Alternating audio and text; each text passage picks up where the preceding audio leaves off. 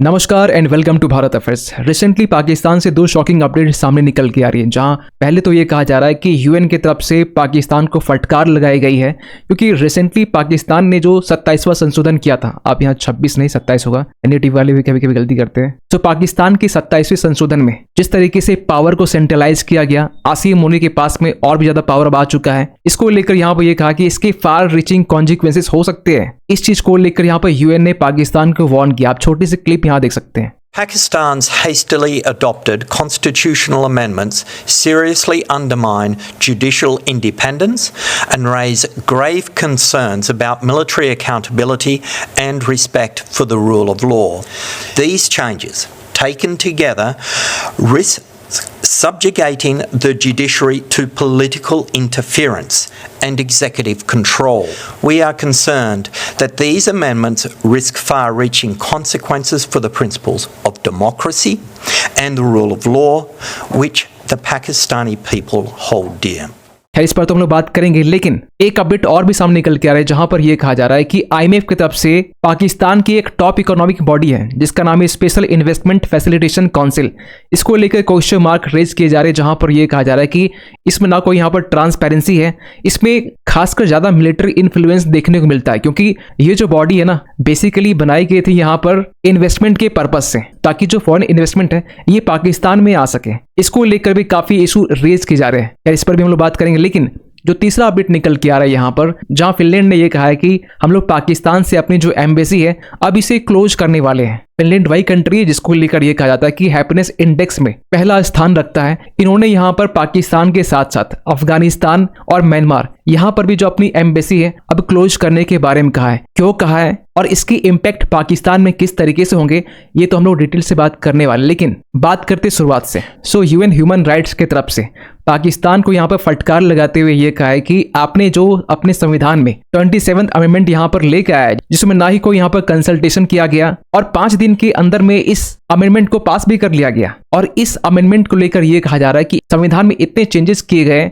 जिसमें मुख्य तौर पर पाकिस्तान की जो सुप्रीम कोर्ट है इसे यहाँ पर अंडरमाइन किया गया है। कहा यह जा रहा है कि एक पाकिस्तान में फेडरल कॉन्स्टिट्यूशन कोर्ट यहाँ पर क्रिएट किया जाएगा। इतना ही नहीं, प्रेसिडेंट की जो पावर है इसे यहाँ पर बढ़ा दिया गया है, जिससे सुप्रीम कोर्ट के जजेस को अब वो ट्रांसफर भी कर सकते हैं। इतना ही नहीं, प्रेसिडेंट और मिलिट्री चीफ यानी कि आसिम मुनी की बात कर रहे हैं, इन्हें लाइफ टाइम इम्यूनिटी यहाँ पर दी गई है। अगर ये दो जो पर्सन है ना, ये करप्शन करते, कोई भी क्राइम भी कर देते हैं, तो इन्हें यहाँ पर कोई भी पनिशमेंट दिया नहीं जाएगा। और सबसे इंपॉर्टेंट यहाँ पर चेंजेस किया गया, जो फील्ड मार्शल आसिम मुनीर है, इसकी अंडर में जितने भी सर्विसेज हैं, आर्मी, नेवी, एयर, अब इन सब का जो पावर है ये आसिम मुनीर के अंडर में आ चुका है। और इसी को लेकर यहाँ पर कंसर्न रेज किया गया कि जिस तरीके से संविधान में संशोधन किया गया है, ना ही यहाँ पर कंसल्टेशन किया गया, जिससे पाकिस्तान की जो प्रिंसिपल ऑफ डेमोक्रेसी है, रूल ऑफ लॉ है, इसमें फार रीचिंग कॉन्सिक्वेंसेस हो सकते हैं। खैर, पाकिस्तान की तरफ से रिस्पांस भी आता है, आप यहाँ पर देख पाएंगे 30 नवंबर का आर्टिकल्स है, जिसमें पाकिस्तान ने साफ साफ यूएन के इस वार्निंग को रिजेक्ट करते हुए कहा कि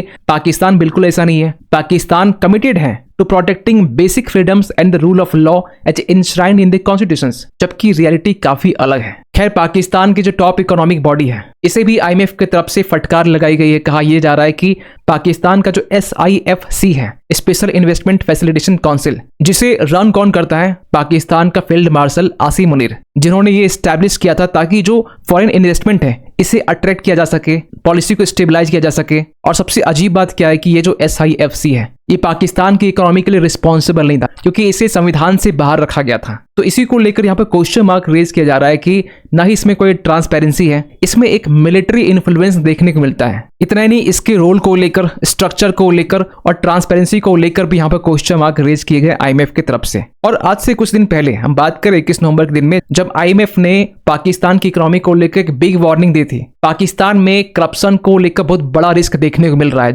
जिसके बाद पाकिस्तान को यह भी कहा गया कि इस रिस्क को कर्व करने के लिए आपको अर्जेंट एक्शन लेने की जरूरत है। खैर, सबसे बड़ी अपडेट सामने निकल के आ रही है कि फिनलैंड की तरफ से, वो फिनलैंड जिसको लेकर ये कहा जाता है कि हैप्पीनेस इंडेक्स में सबसे ऊंचा स्थान रखता है, उन्होंने पाकिस्तान की एम्बेसी को शट डाउन करने का यहाँ पर डिसाइड कर लिया है। इतना ही नहीं, पाकिस्तान के साथ साथ जो अफगानिस्तान है, म्यांमार है, यहाँ की जो एम्बेसी है इसे भी अब फिनलैंड शट डाउन करने वाला है।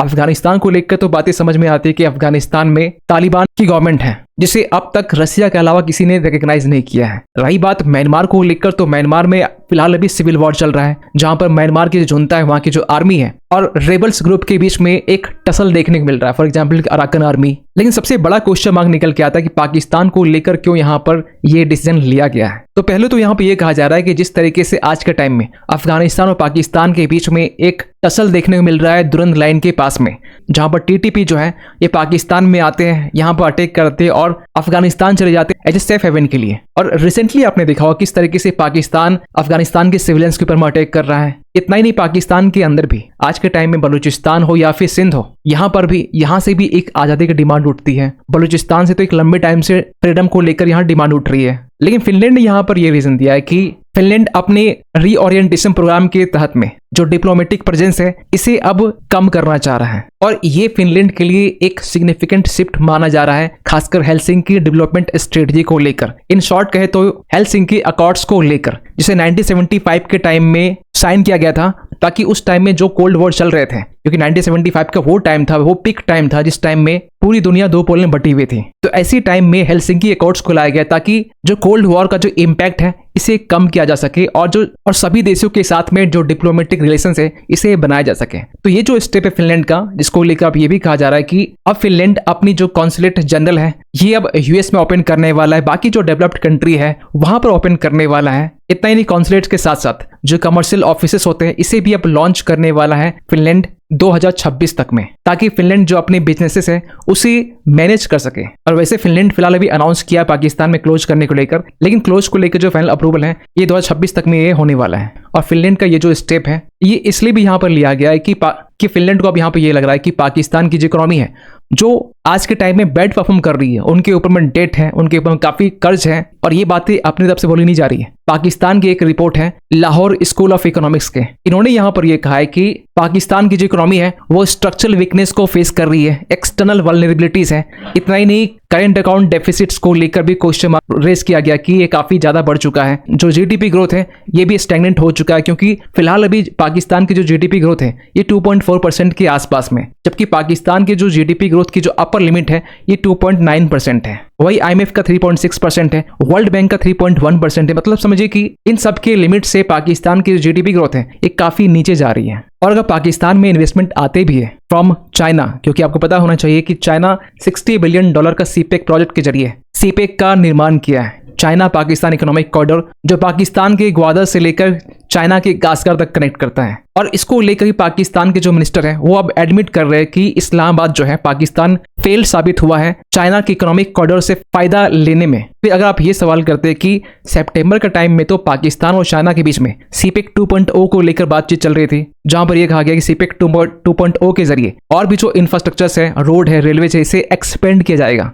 लेकिन जिस तरीके से आज के टाइम में पाकिस्तान, जहां मई के टाइम में ऑपरेशन सिंदूर होता है, इसके बाद से लेकर अब तक अफगानिस्तान से एक टसल देखने को मिल रहा है, जहां पर आए दिन टीटीपी अटैक करते हैं, बलूचिस्तान के जो बीएल है वो पाकिस्तान के ऊपर में अटैक करते हैं। तो पाकिस्तान में आज के टाइम में जो लॉ एंड ऑर्डर है या फिर जो सिक्योरिटी है ये भगवान के भरोसे है। और सीपेक को लेकर चाइना आज के टाइम इसलिए भी कंसर्न है कि पाकिस्तान एक लंबे टाइम से चाइना को ये कहता रहा है कि हम लोग बीएलए के ऊपर में एक्शन लेंगे, टीटीपी के ऊपर में एक्शन लेंगे, क्योंकि जिस तरीके से चाइनीज इंजीनियर्स के ऊपर में अटैक होते हैं। लेकिन पाकिस्तान हर चीज में फेल साबित हुआ है। इवन कि चाइना आज के टाइम में इस चीज को लेकर भी कंसर्न है कि ताजिकिस्तान में जहां चाइनीज वर्कर्स गोल्ड माइनिंग में इन्वॉल्व है, रिसेंटली यहां पर 3 चाइनीज जो माइनर्स है इन्हें भी यहां पर मार दिया गया। अब इसको लेकर भी क्वेश्चन मार्क रेज किया जा रहा है कि इसके पीछे पाकिस्तान शामिल है, अफगानिस्तान शामिल है, या फिर कौन शामिल है। खैर, जिस तरीके से आज के टाइम में पाकिस्तान की जो हालत है, क्योंकि पाकिस्तान के ऊपर जो कर्ज है आज के टाइम में फाइनेंशियल ईयर 2025 की बात करें, जो इनके ऊपर जो कर्ज है ये $286 बिलियन से भी ज्यादा है। मीन्स ये लास्ट फाइनेंशियल ईयर के कंपैरिजन में 13% ये बढ़ा है। इतना ही नहीं, पाकिस्तान की हालत कुछ इस तरीके से कि पाकिस्तान और सऊदी के बीच में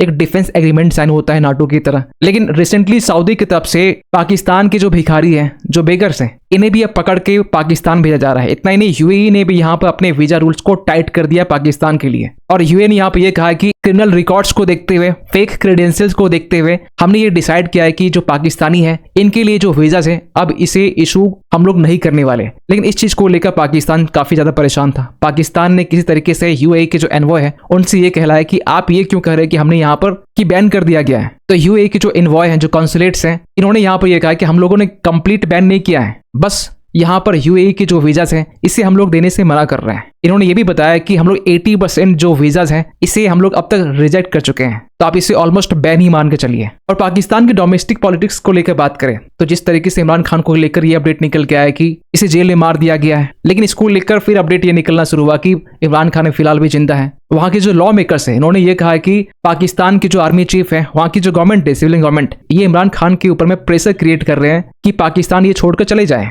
तो इन सब रीजन के कारण जो फिनलैंड है ये पाकिस्तान में अपनी एम्बेसी को क्लोज करने के बारे में डिसाइड किया है। वहीं बात करें इंडिया फिनलैंड के रिलेशन को लेकर तो फिनलैंड और इंडिया के बीच जो रिलेशंस हैं ये काफी मजबूत हैं। और रिसेंटली इसी मंथ में पहले वीक की बात करें जब दोनों देश के बीच में टेक्नोलॉजी को लेकर, ट्रेड को लेकर और सस्टेनेबिलिटी को लेकर कॉपरेशन देखने को मिला। इतना ही नहीं, जो आज के टाइम में जो भारतीय हैं जो फिनलैंड में जाके काम करते हैं इनके लिए भी सबसे बड़ी अपडेट यहाँ पे ये निकल के आए कि फिनलैंड इन्होंने इंडियंस के लिए परमानेंट रेजिडेंसी को लेकर यहाँ पे अलाउ कर दिया है। इतना ही नहीं, फिनलैंड यहाँ पे ये कहा कि जो इंडियंस फिनलैंड की सिटीजनशिप लेना चाहते हैं उन्हें भी हम लोग यहाँ पर देने के लिए तैयार हैं। और चाइना को काउंटर करने के लिए भी फिनलैंड अब भारत को हेल्प करना चाहता है। खासकर इंडिया का जो डिजिटल फ्यूचर आउटलुक है इसको लेकर फिनलैंड ये कहा कि हम लोग भारत की मदद करना चाहते हैं, खासकर चाइनीज टेक को काउंटर करने के लिए, क्योंकि क्लीन एनर्जी में, डिजिटलाइजेशन में और इंडस्ट्रियल इनोवेशंस में जो चाइनीज टेक्नोलॉजी है, जो चाइना की जो टेक्नोलॉजी है ये काफी आगे है और कुछ हद तक हम लोग भी डिपेंडेंट है चाइना के ऊपर में। तो इस चीज को काउंटर करने के लिए फिनलैंड अब भारत की मदद करने के लिए तैयार है। खैर, आप क्या सोचते हैं इस अपडेट को लेकर कमेंट कीजिएगा। मिलते किसी अगली वीडियो में, तब तक के लिए थैंक यू सो मच।